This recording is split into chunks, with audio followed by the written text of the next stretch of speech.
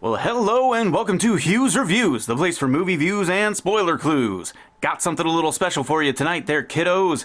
You see, over the course of the last 12 months or so, there were certain movies that, for one reason or another, I didn't get to do a review on. Well, we're going to make up for that right now, but we're also going to keep it a little more interesting than usual. You see, I've got 6 movies to get through, and I don't want to have to fill up too much of your time, so what we're going to do is I'm going to set myself a little time limit challenge. Every one of these 6 movies only gets 2 minutes apiece. That's right, 2 minutes to try to get through a full review of the film. We'll see what happens. So, just a few ground rules. There are, as I said, no more than 2 minutes per film. These are all movies that played on the big screen within the last 12 months. Most are new releases, but there were a couple of Fathom event re-releases in the mix. Then, when the bell goes off, I have to stop reviewing, even if I'm in the middle of a sentence, or else very large burly men will come in and beat me with reeds. Alright, hopefully that last part isn't true. Hey, Billy? Yeah, I didn't approve that in the script. Alright, Billy's saying that there are no large burly men, but he's kind of smiling weird, so I'm just gonna do my best. Okay, in the fresh release corner we have Avengers Endgame, Spider-Man Into the Spiderverse, Captain Marvel, and Toy Story 4. In the classics corner, needing no introduction but getting one anyway, we have Roman Holiday and Alien. And last but not least, in the underdog corner, a man who needs all the introductions he can get because only his mama remembers his name, we have the man who has decided against all reason to attempt this battle of the brain, Hugh, the Review Master!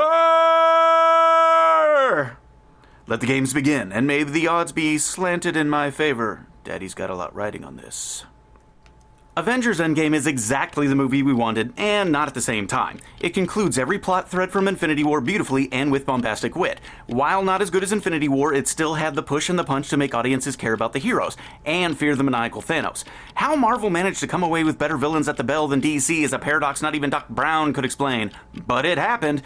While the action was inventive in some places, it was too brash in others. And the same goes for the humor. But it played with our expectations just enough in the right ways that I came away satisfied with the conclusion, in spite of a few glaring logistical questions.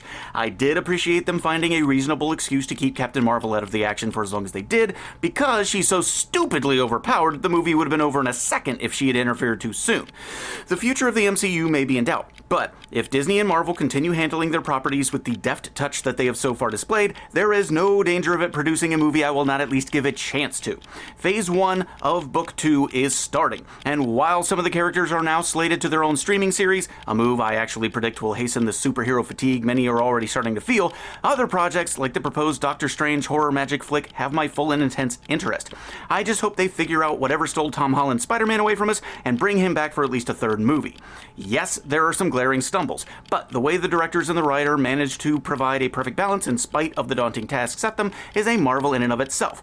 This is a worthy conclusion to a great series.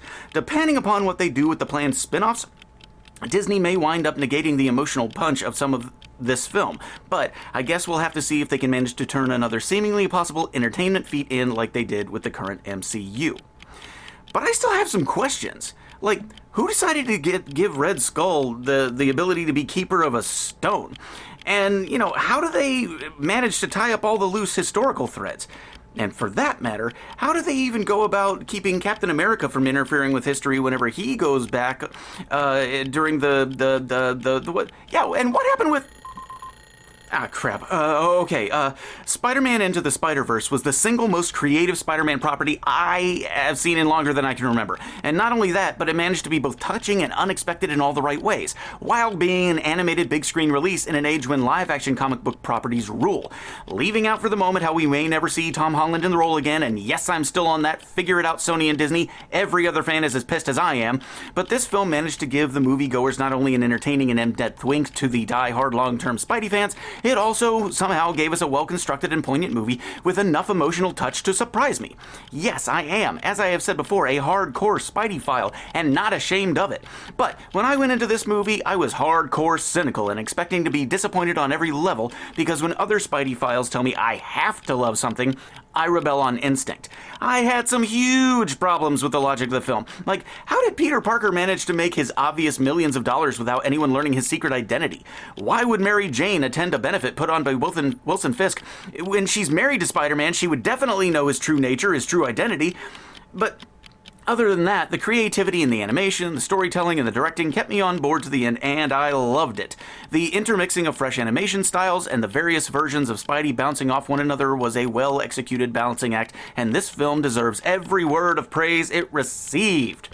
There are no problems here that could not be overcome with a healthy discount of disbelief.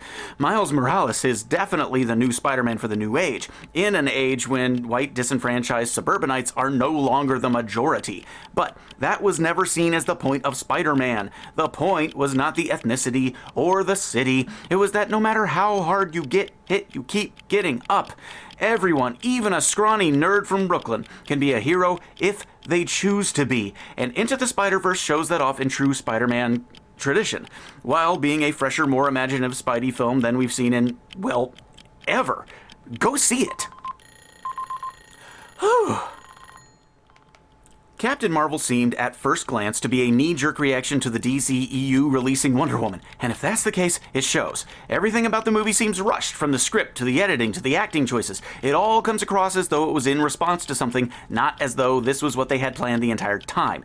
Don't get me wrong, the movie was acceptable compared to some of the MCU films. In fact, on the whole, it was as good as the first Ant-Man movie. But where Ant-Man was consistently charming, Captain Marvel struggled with finding a tone and sticking to it. Throughout the movie, there are choices made that come across as a best-of clips episode of tonality. We need strong, stoic, and heroic? Let's shoot a few Thor and Captain America-esque themes. Oh shoot, there should be some laughs. Throw in a little Iron Man snark. Well, darn, the music is as boring as the lead, so instead of going back and writing a tighter script, let's put in some pop music action montages to trick the audience into thinking they're watching another Guardians of the Galaxy, including a particularly cringeworthy one near the end that was so out of nowhere and on the nose I audibly groaned. None of those decisions did the movie any favors. Instead of a truly original film with its own special identity, starring the MCU's first major heroine, they gave us a desperate, though enjoyable enough, please love us whimper for attention, playing on lowest common denominator social justice tropes and hoped we didn't notice. Well, I noticed, and so did many others. Claim sexism if you want, but when a movie is lackluster, it's lackluster, and all your bluster will not improve upon the finished product. Disney and Marvel should have spent more time on the character and less time in focus committees. Then, maybe it could have been better than the DCEU's fairly good Wonder Woman, instead of a dusty reflection of the boys' club films they are copying. As it is clunky, uneven, and fine enough, but not nearly as good as the cheerleaders were making it out to be. Empowerment should be better than this. Ooh, 10 seconds to go. Yes! Well, okay then. Toy Story 4 is a Toy Story movie. Do you like Toy Story? You'll like this one fine. It's better than some of the ones in the series, but not nearly as good as the original, even though the animation and action would seek to convince you otherwise. The most interesting aspect of the film is that they play with the motivations of the characters in ways we haven't seen before. Some of the toys doubt their role as playthings, and others lead harder into it, and some of those developments will come as a surprise. In fact, given what has come up to this point, the choices made by Woody, Buzz, and the rest seem completely out of character sometimes, but the deeper realization of what they're struggling with made the movie less trite than it could have been. I personally loved the idea that a handmade toy could be given life through the simplicity of a child's creative love. The character of Forky opens up a huge realm of questions. Does anything you give anthropomorphic features to and play with become a living, breathing being? And what would their reaction be to suddenly becoming self-aware? The returning cast, they're good enough, even though Tim Allen seems a little tired of his character's big and dumb shtick. I can't remember who played Forky, I just remember thinking it was Richard Kind, which it wasn't, but whoever it was a nice subtlety to a character I expected to be over the top. And I'm sorry, internet memers, but the big bland in this film was Keanu Reeves. His performance would have been acceptable in a few YouTube shorts, but when placed next to the rest of this cast, he was adorably left in the dust. The one thing that irritated me on a personal level was how there are injection-molded dolls of Forky going for $10 a pop or more, when the entire point of his character was to show kids they could create their own fun and didn't need the store-bought variety. Talk about negating a wonderful lesson through marketing. I predicted that would happen the moment the credits rolled, and I was disheartened by how right I was. Toy Story 4 will get a few laughs. It'll squeeze out a few tears, and hopefully it will be the last in the franchise, as the ending seems to promise us, but Toy Story 3 did that too, and here we are discussing Toy Story 4. It's fine. Sit down and watch it. Woohoo! Roman holiday is not only a product of a bygone age, but a forgotten mindset that romantic comedies can be romantic and funny. Though released decades before most of my listeners were born, being shot in black and white, and starring people most modern audiences are only vaguely familiar with, it is a keen, sharp, and well-paced movie that not only makes you laugh, but tugs at your heartstrings in an endearing way rather than a tired and cynical way like most rom-coms of the last 30 years.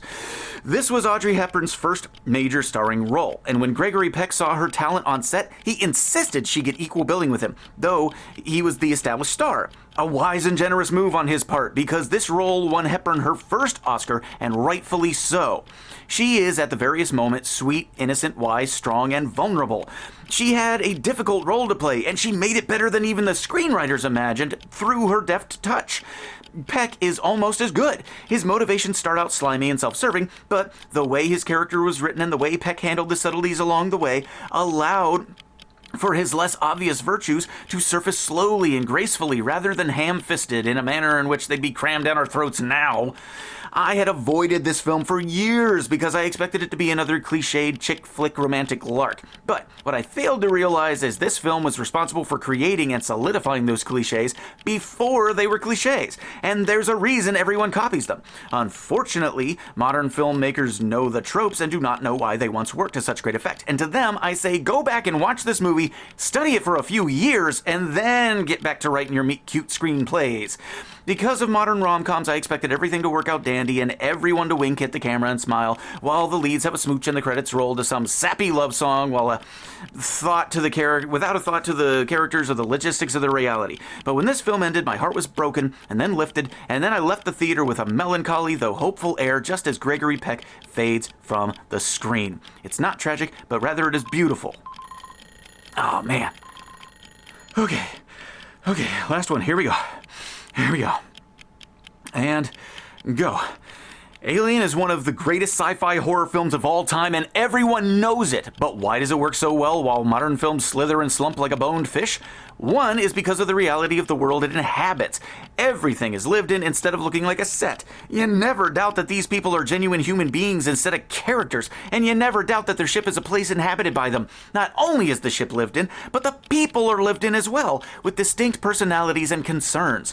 A bunch of space truckers arguing over pay or complaining about the food sounds dull, but because of the improvisational way the crew interacts and Ridley Scott's nearly guerrilla-style camera work at times, you feel like you're thrust into the mission with these people instead of merely watching them.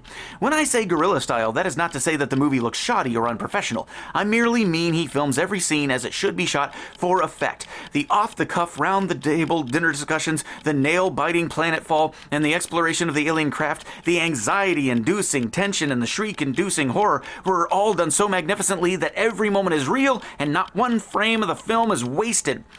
Giger's alien design is revolutionary in its otherworldliness. Sometimes the thought of a man in a suit comes crashing into your head, but most of the time there's nothing but silent, jaw-clenched horror overtaking your brain when you get a glimpse of the thing.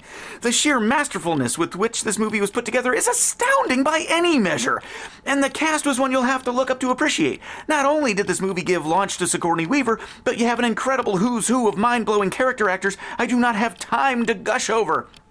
There is, and I guarantee, my lawyers would like me to say that this is not a legally binding guarantee, but a mark of personal excitement and in no way meant to be construed as a legally binding contract, but I guarantee that many of my listeners will see someone from a modern or classic film that they adore on some level. If you like being scared, or if you like sci-fi, or if you even just love great movies, sit down in the dark, turn down the lights, turn up the sound, and get ready for horror. I did it! That's it tonight for Hughes or Reviews. Thanks to our regular listeners and to Moons of Vega Photography and the Central PA Computer Nerd. Thanks for listening and happy viewing. Oh, man. Time for a beer.